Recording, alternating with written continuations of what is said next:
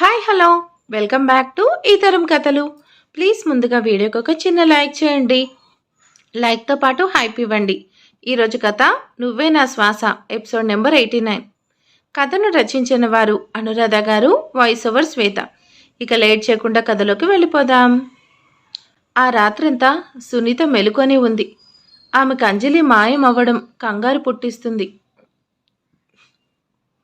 అంజలి వాష్రూమ్కి వెళ్ళి వస్తా అని ఎంతో కంగారు పడుతూ చెప్పి వెళ్ళింది. ఆ తర్వాత అంజలి మళ్ళీ తిరిగి రాలేదు. ఏమైంది? తను అంజలి వెళ్ళిన కాసేపటికి అభిరామ్ మాయమయ్యాడు. అతను కూడా తిరిగి రాలేదు. అదేంటి అని అడగపోతే వాళ్ళేదో ముఖ్యమైన పని మీద వెళ్ళామనడం వెనుక ఏదో ఉంది అనిపిస్తుంది.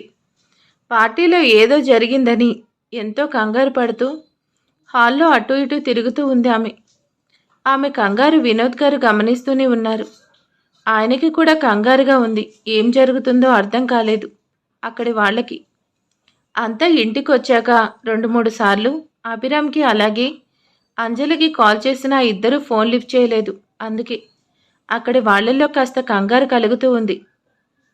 ఆ రాత్రంతా ముష్టితో సహా అంతా అభి అంజలి కోసం ఎదురు చూస్తూ గడిపారు.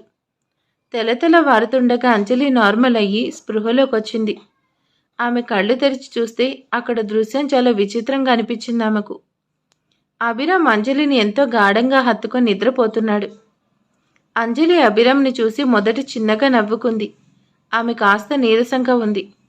నెమ్మదిగా ఆమె చేతిని అతని చెంపపై వేసి సుతారంగా తాకుతూ, ఎంత ముద్దుగా ఉన్నావురా, ఈ కళ ఎంత బాగుందో, నిజమైతే ఇంకెంత బాగుంటుందో అనుకుంటూ అతని కౌగిల్లో ఆమె ఉండడం ఒక కళ అనుకుంటూ కొన్ని క్షణాలు మైమరిచిపోయి చూస్తూ ఉంది.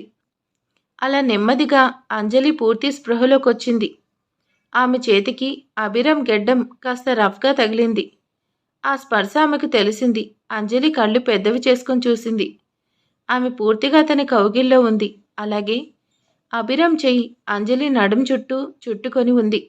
ఆమె చీర పవిట తొలగిపోయి అభి చెయ్యి చుట్టుకొని ఉన్న చోట చీర లేకుండా ఆమె నడుం ఎక్స్పోజ్ అవుతూ ఉంది. అతని చెయ్యి ఆమె నడుంని తాకటం ఇప్పుడు ఆమెకు క్లియర్గా తెలుస్తుంది. అంతేకాకుండా ఆమె అతని పూర్తి ఆధీనంలో ఉన్నట్టు తెలుస్తుంది. ఇది కల కాదు, నిజం. Oh no! ఆమె కంగారుగా చుట్టూ చూసింది. అది ఒక బెడ్రూమ్. కానీ వాళ్ళది కాదు, హోటల్ది. అంటే అభి తనతో కలిసి రాత్రి హోటల్ రూమ్లో ఉన్నాడా? అసలేం జరిగింది? అనేదో జరగరాంది జరిగిందేమో అని కంగారు పడిపోయి అంజలి అభిరామ్కి దూరంగా జరగపోయింది. అభిరామ్ నిద్రలోనే ఉంటూ ఆమెను ఇంకాస్త గట్టిగా దగ్గరికి తీసుకొని అంటున్నాడు, ఏం లేదు, ఏం లేదు, తగ్గిపోతుంది అంటూ ఆమెను బుజ్జగిస్తూ నిద్రపుచ్చేటట్టుగా లాలిస్తూ ఉన్నాడు. అంజలి ఒక్కసారిగా భయపడిపోయి గట్టిగా అరిచి, ఏయ్ వదులు అంటూ అతనికి దూరంగా జరిగింది.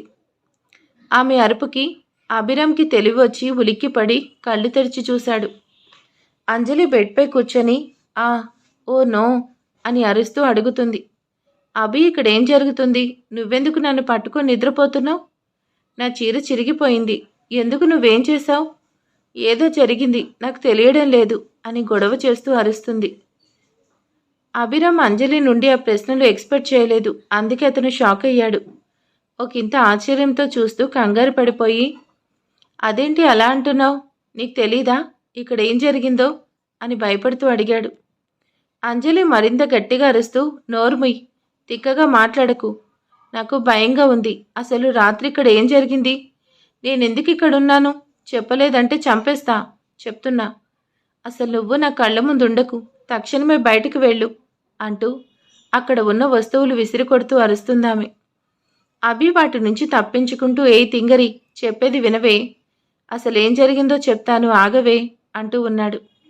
అంజలి అతని మీదకి పిల్లోస్ విసిరి కొడుతూ, చిరిగిన చీర సర్దుకుంటూ, ఏదో జరిగింది, నువ్వేదో చేశావు, నాకు భయం వేస్తుంది, అవతలికి పో అంటూ ఒక్కసారిగా ఆవేశపడిపోయి గట్టిగా అంటూ ఏడవడం మొదలుపెట్టింది.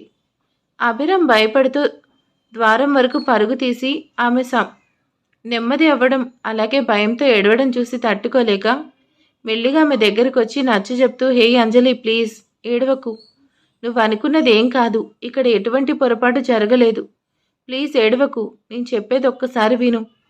రాత్రి జరిగింది గుర్తు చేసుకో అని ఆమెను ఓదారుస్తూ చెప్పాడు. అంజలి ఏడుస్తూ ఏం జరిగింది, మనం ఇక్కడెందుకున్నాం అని భయపడుతూ అడిగింది. అభి అంజలి తల నిమురుతూ, నువ్వెంతో కారంగా ఉన్న ఫుడ్ తీసుకున్నావు, వెరీ స్పైసీ ఫుడ్ తెలుసా, అది తినడం వల్ల నువ్వు దాన్ని తట్టుకోలేక చాలా బాధపడ్డావు, ఏడుస్తూ ఇక్కడికి వచ్చావు. ఆ తర్వాత నేను ఇక్కడికి వచ్చాను, నువ్వు బాధలు ఉక్కిరిబిక్కిరైపోయావు. చూడు ఇప్పుడు కూడా ఇంకా నీ లిప్స్ రెడ్గా కందిపోయి ఉన్నాయి. ఎంత బాధపడి ఉంటావో అని ఒకసారి గుర్తు చేసుకో. ప్లీజ్ నన్ను అపార్థం చేసుకోకు, నేను అలాంటి వాణ్ణి కాదు, నాకు సంస్కారం ఉంది, అర్థం చేసుకో అని రిక్వెస్ట్ చేశాడు అభి. అంజలి ఏడుస్తూ జరిగింది గుర్తు చేసుకునేందుకు ప్రయత్నం చేసింది. ఆమెకు జ్ఞాపకం వచ్చింది. అవును అభి నిజమే చెప్పాడు. నిన్న తిన్న కబాబ్ చాలా కారంగా ఉంది, చాలా కారం, మంట తట్టుకోలేకపోయాను, ఎంతో బాధపడ్డాను, గుర్తొచ్చింది అని 1 నిమిషం రాత్రి జరిగింది గుర్తు చేసుకుంది. అలాగే అభిరామ్ తన బాధను కంట్రోల్ చేసే ప్రయత్నంలో తనని ఎంతలా ముద్దు పెట్టుకున్నాడు అన్నది గుర్తొచ్చింది. ఆమెకు ఒక్క క్షణం చాలా సిగ్గుగా అనిపించింది. ఆమె అభిరామ్ని అడ్డుకోకుండా ఇక్కడ అక్కడ అంటూ అతని చేత ముద్దులు పెట్టించుకోవడం గుర్తు చేసుకొని, ఓ నో, నేనేంటి మరీ సిగ్గు లేకుండా బిహేవ్ చేశాను, అవి ఏమనుకున్నాడో ఏంటో, అంతేకాకుండా ఇప్పుడు తనని అనుమానిస్తూ మరింత విచిత్రంగా చేశానంతా, మిస్టేక్ నాదే అనుకొని అతని వైపు ఎంతో ఇబ్బందిగా చూస్తూ, సారీ సార్, నన్ను క్షమించండి, మీరు చెప్పింది నిజమే, నేనెంతో బాధపడ్డాను, నాకు గుర్తుకొచ్చింది, మెలకు వచ్చి చూసేసరికి ఇలా బెడ్రూమ్లో మీతో నిద్రపోతున్నట్టు కనిపించింది, చాలా భయం వేసింది, అందుకే అరిచాను, సారీ అని ఏడుస్తూ చెప్పి అతని వైపు బాధగా చూస్తూ అడుగుతుంది. ఆమె, సార్, అయినా అంత కారం వంటలు ఎవరైనా వేస్తారా, ప్రాణం పోతుందనిపించింది తెలుసా అని దిగాలుగా ప్రశ్నించింది. అభి ఆమెకు చేరువగా వచ్చి కూర్చొని, అవును నిజమే, చాలా దారుణమైన విషయం అది, నీకెంత మంటగా ఉంటుందో నేను ఊహించగలను, నీ లిప్స్ టేస్ట్ చేసినా నాకు కారం అనిపించింది అన్నాడు అతను. అలా ఎలా చెప్పగలిగాడో ఆమెకు తెలుసు. ఒక్క క్షణం అభి తనని కిస్ చేయడం గుర్తు చేసుకొని సిగ్గుపడుతూ తలదించుకుంది. అభి చెప్తున్నాడు, అంజలి దిగులు పడకు, నేను చూసుకుంటాలే, ముందు మనం ఇంటికి వెళ్ళాలి, అక్కడంతా మన కోసం ఎదురు చూస్తూ ఉంటారు, మనం ఏమయ్యామో అని, సో వెళ్దాం పదా అన్నాడు. అంజలి అక్కడ ఉన్న బెడ్షీట్ కప్పుకొని, ఈ వాలకంతోనా సునీత గొడవ చేసేస్తుంది, ఎలా అని కంగారుగా అడిగింది. అభిరామ్ ఆమె వైపు దిగాలుగా చూసి, అనుకున్నాడు, నిన్ను ఇంతలా బాధించిన వంటకం ఎవరు చేశారో, అసలు కావాలని నిన్ను బాధ పెట్టారో తెలుసుకొని వాళ్ళకి చుక్కలు చూపించకపోతే నా పేరు అభిరామ్, అదే సూర్యతేజనే కాదు అని నిర్ణయం తీసుకొని, ఓకే నువ్వు స్నానంకి వెళ్ళు, 5 నిమిషాల్లో నీకు డ్రెస్ సిద్ధం చేస్తాను అని చెప్పి ఆమెను స్నానానికి పంపించి ఆమె గదిలో నుంచి బయటకు వచ్చి తెల్లని కుర్తా పైజామా తెప్పించి పెట్టి అతను బయట ఆమె కోసం వెయిట్ చేస్తూ ఉన్నాడు. అంజలి స్నానం పూర్తి చేసుకొని టవల్ కట్టుకొని నెమ్మదిగా బాత్రూమ్ డోర్ తీసి వంగి చూసింది. అభి గదిలో లేడు. షూ అనుకొని ఆమె బాత్రూంలో నుంచి బయటకు వచ్చి బెడ్పై పట్టు ఉన్న డ్రెస్ వేసుకొని, అమ్మయ్య ఇప్పుడు రిలీఫ్గా ఉంది అనుకుంటూ అద్దంలో చూసుకుంటూ, ఒసే అంజలి, నీకు ఈ డ్రెస్లే కరెక్టే, ఎవరి కోసమో నీ ఇష్టాన్ని మార్చుకుంటే ఇలాగే ఉంటుంది, అభి చెప్పాడు, అయినా నువ్వు వింటేగా అని తిట్టుకుంటూ బయటకు వచ్చింది అంజలి. అభి అక్కడికి కాస్త దూరంగా కూర్చొని ఎవరితోనో ఫోన్ మాట్లాడుతూ ఉన్నాడు. అంజలి మనసులో అనుకుంది, మంచివాడు, నేను ఫ్రెష్ అయి వచ్చే వరకు దూరంగా ఉండాలి అని అలా వెళ్ళి కూర్చున్నాడు అనుకొని అతని దగ్గరికి వెళ్ళి వెళ్దామా అని అడిగింది. అభి ఆమె ఇప్పుడు నార్మల్గా ఎంతో ముద్దుగా కనిపించేసరికి రిలాక్స్గా ఊపిరి తీసుకొని, ఓ ఇప్పుడు అంజలిలా ఉంది, నిన్న కాస్త ఎక్కువ బ్యూటీపై శ్రద్ధ పెట్టినట్టున్నావు, మొన్న షాపింగ్లో పొట్టి బట్టలు వేసుకొని మరీ అల్లరి చేశావు, అందుకే దిష్టి తగిలేసింది, ఇంటికి వెళ్ళాక మంగమ్మతో చెప్పి దిష్టి తీయమనాలి, ఇంక పద అంటూ ముందు కదిలాడు. అంజలి నవ్వుకుంటూ, 60 ఏళ్ల ముసలాళ్ళ చూడు ఎలా చాదస్తం చేస్తున్నాడో అనుకుంటూ అతని వెంట ఇంటికి బయలుదేరింది. ఇద్దరు కారులో పయనమయ్యారు. అభి ఇంక అంజలి దగ్గర ఆ ఫుడ్ విషయం మాట్లాడదలుచుకోలేదు, కానీ ఏం జరిగిందో తెలుసుకునే ప్రయత్నం మాత్రం ఆపలేదు. ఇద్దరు ఇల్లు చేరుకున్నారు. అభి కారు రావడం కనిపించింది, అంతే. సునీత కూపిరొచ్చింది. అక్కడే అక్షిత కూడా ఉంది. వినోద్ గారు ముష్టి కూడా పరుగులు పెడుతూ బయటకొచ్చారు. అభి అంజలిని బయటే ఉండమని మంగమ్మ అని కేక వేశాడు.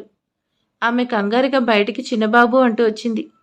అక్కడికొచ్చిన కుటుంబ సభ్యులు అభి ఎందుకు మంగమ్మని పిలుస్తున్నాడో అర్థం కానట్టు, అలాగే అంజలి డల్ అయిపోయి మొహం కాస్త ఉబ్బినట్టుగా ఉండడం, ఆమె డ్రెస్ మారిపోయి ఉండడం చూసి వాళ్ళు కంగారు పడిపోతూ, అభి ఏం జరిగింది? ఎందుకు సీరియస్గా ఉన్నావు? అంజలి ఏమైంది? ఎందుకు డల్గా ఉన్నావు? అంటే ఆమెకు దగ్గరగా రాబోయారు. అభి వాళ్ళని దూరంగా ఆగమని చెప్పి, మంగమ్మ ఎర్ర నీళ్లు తీసుకొచ్చి ఈ తింగర్ బుచ్చికి దిష్టి తగిలేసింది. మేకప్లు ఎక్కువైపోయాయి, అందుకే దిష్టి తగిలేసింది. దిష్టి తీసే వరకు మేడంనెవరూ ముట్టుకోవద్దు. ఆ దిష్టి తప్పించేసుకుంటుంది. ఆ తర్వాత మళ్ళీ ఆ దిష్టి అంజలి దగ్గరికి మీ దగ్గర నుంచి వచ్చేస్తుంది అని మంగమ్మ వైపు చూసి వెళ్ళు అన్నాడు. అక్కడి వాళ్ళు షాక్ అయిపోయి అభిరామ్ మాటలకి వింతగా చూస్తూ ఉండిపోయారు. మంగమ్మ నవ్వుతూ అట్టగే బాబు అంటూ వెళ్ళి ఎర్రనీళ్ళ హారతి వెలిగించి తెచ్చి అభిరామ్ అంజలికి దిష్టి తీసి బయట పడేయడానికి వెళ్ళింది.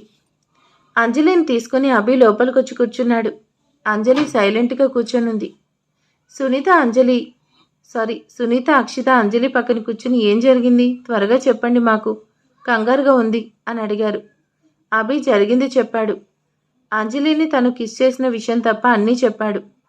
జరిగింది విని అంతా బాధపడి వాళ్ళంతా అంజలి వైపు దిగాలుగా చూసి, అదేంటి, మేము కూడా అంజలి పక్కనే ఉన్నాం, తను తిన్న ఫుడ్ లాంటిది మేము తిన్నాంగా, మరి మాకేమి ఇబ్బంది కలగలేదు, అసలు అంతకారంగా ఉన్న వంటకం ఎవరు వండింది, అది అంజలికి మాత్రమే అన్నట్టు ఎవరో అంజలిని ఇబ్బంది పెట్టాలని చేసినట్టు అనిపిస్తుంది అని సునీత ఎంతో కంగారుగా అడిగింది.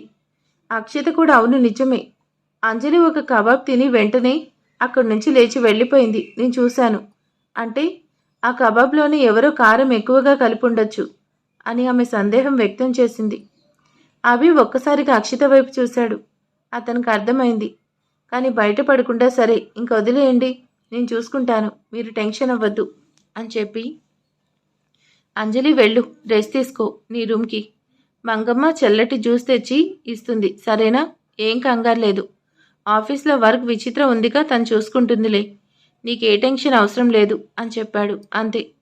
అంజలి ముందుకు వెళ్తుంది కాస్త ఒక్క క్షణం ఆగి వెనక్కి తిరిగి చూసి మనసులోని తిట్టుకుంటూ, హా అవును విచిత్రం ఉందిగా, నేను ఆఫీస్కి రాకపోయినా మీకు ఇబ్బంది ఉండదు, అందుకేగా ఆమెను అపాయింట్ చేసుకుంది, నన్ను ఏడిపించాలని కంకణం కట్టుకున్నారు అనుకుని ఆమె విసురుగా గదిలోకి వెళ్ళిపోయింది. అంజలి వెళ్ళాక అభిరామ్ ముష్టికి చెప్పి, పార్టీలో ప్రతి చోట ఉన్న సీసీ కెమెరాల్లో వీడియోస్ చెక్ చేయి, ఏదైనా అనుమానాస్పదంగా కనిపిస్తుందేమో చూద్దాం, అంతేకాకుండా నీకు అంజలి టేబుల్ దగ్గర ఫుడ్ ప్యాక్ చేయమని చెప్పాను, చేశావా? ముష్టి అలర్ట్గా ఎస్ బాస్ చేశాను అన్నాడు. అభి స్థిరంగా చెప్పాడు. ఓకే గుడ్, వెంటనే ల్యాబ్కి పంపించు, అందులో ఏదైనా కెమికల్ లాంటిది కలిపారేమో చూద్దాం అన్నాడు అభి. ముష్టితో పాటు అక్కడున్న వారంతా కంగారుగా, కెమికలా, అదేంటి, ఫుడ్లో కెమికల్ లాంటిది వేస్తారు ఎవరైనా అని అంతా ఒకేసారి అడిగారు. అభి వాళ్ళ వైపు దిగాలుగా చూస్తూ అవును కెమికలే, అంజలి తిన్న కబాబ్లో భరించలేని కారం మిక్స్ చేశారు, ఒక్క కబాబ్లో అంత కారం కలపాలంటే సాధ్యం కాదు, 100 స్పూన్ల కారం ఒకేసారి తిన్నట్టు ఉంది, నాకు ఆ కారం టేస్ట్ తెలిసింది, నాకే అంత కారంగా ఉంటే మరి అంజలికి ఎంత కారం అనిపించుంటుందో తలుచుకుంటేనే నాకు ఎక్కడ లేని కోపం వస్తుంది, ఆ పని చేసిన వారిని అడ్డంగా నరికేయాలని ఉంది అని అరిచాడు అభిరామ్. అంత బాధగా చూస్తూ ఉంటే ముష్టి ఏదో సందేహం కలిగి అడిగాడు, బాస్ ఒకవేళ ఈ పని సురేంద్ర చేసుంటాడా, ఆ ఎదవా ఆడి బాబుతో కలిసి వచ్చాడుగా, ఒకవేళ అంజలి టేబుల్పై ఏదైనా కలిపి ఉండొచ్చు అన్నాడు. అక్కడ ఉన్న వాళ్ళంతా హా అవును అన్నట్టు చూశారు. అభి నో, వాడు కాదు, ఖచ్చితంగా వాడు కాదు, నాకు తెలుసు, వాడికి అంజలి కావాలి, అంటే వాడికి అంజలిపై ఇష్టం ఉంది, ఇలాంటి పని ఇష్టం ఉన్న వారి మీద చేయరు, కోపం ఉన్న వారి మీద మాత్రమే చేస్తారు, అంటే వాడు చేసి ఉంటే నా మీద చేసి ఉండాలి, నా ఫుడ్లో ఆ కారం కలిపి ఉండాలి, అంచేత వాడేం చేయలేదు, అలాగే వాడు అంజలితో మాట్లాడినప్పుడు నువ్వు అక్కడే ఉన్నావుగా మరి అన్నాడు. ముష్టి తలగొక్కుంటూ అవును నిజమే, వాడు అంజలితో మంచిగా మాట్లాడి అమెరికా వెళ్తున్నా అని తిరిగి రాగానే మీతో ఒక ముఖ్యమైన విషయం మాట్లాడాలని చెప్పి వెళ్ళిపోయాడు అని అసలు విషయం చెప్పాడు ముష్టి. అంతే. అభి కాస్త కంగారు పడ్డాడు. అంటే వాడు అమెరికా వెళ్తా అన్నాడా అని ఆశ్చర్యంలో చూస్తూ అడిగాడు. ముష్టి అవును అన్నట్టు తలుపి సైలెంట్గా నిల్చున్నాడు. అభిరామ్ కంగారుగా అక్షిత వైపు చూసి ఓ నో రాజేష్ అనుకొని ఆలోచన చేసుకున్నాడు. వాడు ఒకవేళ రాజేష్ కోసం ఆరా తీయడానికి వెళ్ళడం లేదు కదా అనుకున్నాడు. అంతలో ముష్టికో సందేహం కలిగింది. అవును బాస్, అంజలి చాలా కారంగా ఉన్న ఫుడ్ తిన్నది అని మనందరికీ తెలుసు. కానీ ఆ కారం ఎంత కారంగా ఉందో మీకే చాలా మంటగా అనిపించింది అన్నారు. అదెలా సాధ్యం? అంజలి తిన్నాక మీరు కనుక ఫుడ్ని తిని చూసారా అని టక్కున దిక్కుమాలిన డౌట్ అడిగాడు మన సౌత్ ఇండియా హీరో. అంతే. అక్కడ ఉన్న వారంతా అవును నిజమే, అభి నీకెలా టేస్ట్ తెలుసు అంటూ సందేహంగా చూస్తూ అడిగారు. అభి ఇరుక్కున పడ్డాడు. అతను ముష్టి వైపు కోపంగా చూస్తూ ఇలాంటి పనికిమాలిన లాజిక్లు డౌట్లు బాగానే అడుగుతావు, ముందు నీకు అప్పచెప్పిన పంచుడు వెళ్ళు అని అరిచి అతన్ని అక్కడి నుంచి పంపించాడు. ముష్టి కొనుక్కుంటూ ఏంటో ఏమడిగినా ఇలానే అరిచి నా నోరు ముయిస్తారు అనుకుంటూ వెళ్ళాడు. మిగిలిన వాళ్ళు ఎవరు ఇంకా అభిరామ్ని ఇబ్బంది పెట్టద్దు ఆ ప్రశ్న అడగలేదు. ఓకే అభి, నువ్వు కూడా రెస్ట్ తీసుకో అని చెప్పి వెళ్ళమన్నారు వినోద్ గారు. అభిరామ్ లేదు డాడ్, ఆఫీస్కి వెళ్ళాలి, ఆఫీస్లో చాలా వర్క్ ఉంది అని చెప్పి అక్షిత వైపు దిగాలుగా చూస్తూ నువ్విక్కడే కొద్ది రోజులుండు, నేను అత్తయ్యతో మాట్లాడతా సరేనా, ఓకే బాయ్ అని చెప్పి ఫ్రెష్ అయ్యి ఆఫీస్కి రెడీ అయ్యి అంజలి గదిలోకి వెళ్ళాడు. అతని వెనకే మంగమ్మ జ్యూస్ గ్లాస్తో వచ్చింది. అభి ఆ గ్లాస్ అందుకొని నేను ఇస్తాలే అన్నాడు. ఆవిడ సరే అంటూ వెళ్ళిపోయింది. అంజలి గదిలో విండో దగ్గర అవతల వైపు కూర్చొనుంది. అభి ఆమెను చూసి విలవిలలాడిపోయాడు. ఎంతగా బాధ కలిగింది నీకు అని అతను కూడా బాధపడుతున్నాడు. ఆమె ఎక్కువగా మాట్లాడలేకపోవడం, నోరు ఆమంతా కారం వల్ల కొట్టుకుపోవడం అతను గమనిస్తూనే ఉన్నాడు. అందుకే అతనికి చాలా బాధగా అనిపించింది. అయినా బాధ వెలుపలికి చూడకుండా అంజలి అని ఎంతో నార్మల్గా పిలిచాడు. అంజలి అభి పిలుపుకి వినిపించి కంగారుగా వెనక్కి తిరిగి చూసింది. అతను జ్యూస్ చూపించి ఇలారా అన్నట్టు సైగ చేశాడు. ఆమె డల్గా ఉంది. ఆమెకు మాటిమాటికి విచిత్ర గుర్తుకొస్తుంది. ఆమె కోసం అభిరామ్ మాట్లాడడం అంజలికి నచ్చలేదు. పైగా చెప్పలేక మనసులోనే బాధపడుతూ ఉంది. అందుకే సైలెంట్గా వచ్చి బెడ్పై కూర్చుంది. అతనిచ్చిన జ్యూస్ అందుకొని నెమ్మదిగా తాగుతూ ఉంది. మరిక తర్వాత ఏం జరగబోతుంది ఏంటి అనేది నెక్స్ట్ పార్ట్లో చూద్దాం. కొత్తగా ఎవరైనా మన ఛానల్కి వస్తే ప్లీజ్ సబ్స్క్రైబ్ చేసుకోండి, వీడియోకి లైక్ చేయండి. Thank you.